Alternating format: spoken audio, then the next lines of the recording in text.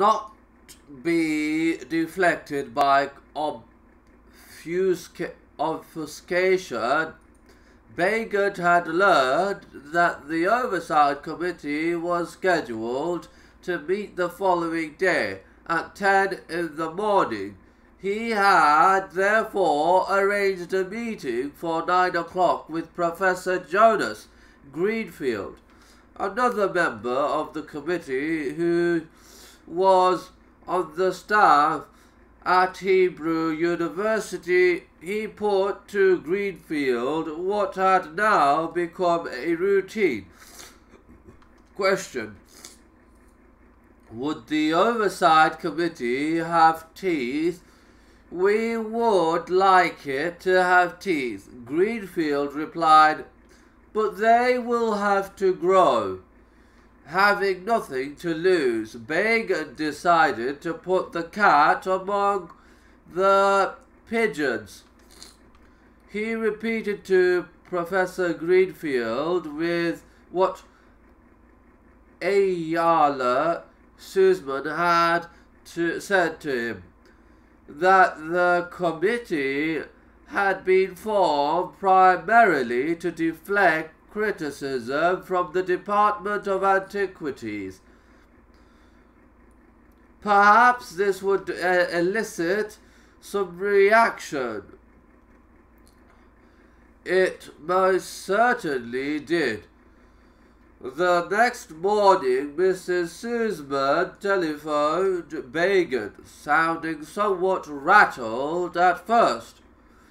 She stated she was annoyed with him for telling Professor Greenfield she had made so dismissive a remark. It wasn't true, she protested. She couldn't possibly have said anything like that. We are very keen, she stressed, for this committee to do things.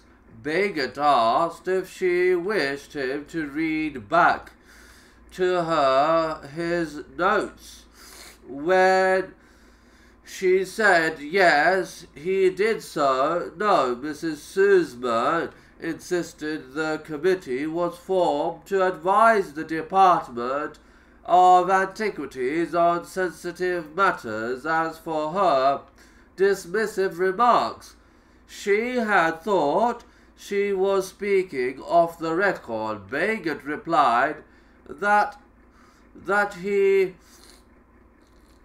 had originally arranged his interview with Amir Drury, the department's director, in order to obtain precisely for the record a statement of official policy on the matter. Drury had passed him on to Mrs. Sussman,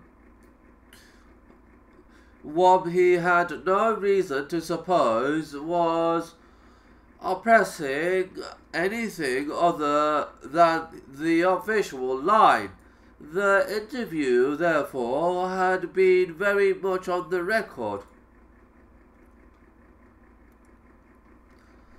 Bagot then became somewhat more conciliatory, explaining the grounds for his concern. The Oversight Committee, he said, was potentially the best thing that had happened in the whole sorry saga of Dead Sea Scroll research.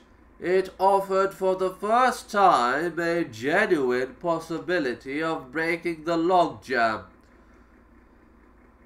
of transcending academic squabbles and ensuring the release of text which should have been made public. 40 years ago it had thus been profoundly disconcerting to hear that this unique opportunity might be squandered and that the committee might be no more than a bureaucratic mechanism for maintaining the status quo. On the other hand, Bagot concluded he had been reassured by his conversations with Professors Talman and Greenfield, both of whom had expressed an unimpugnably sincere desire for the committee to be both active and effective. Mrs. Searsman now hastened.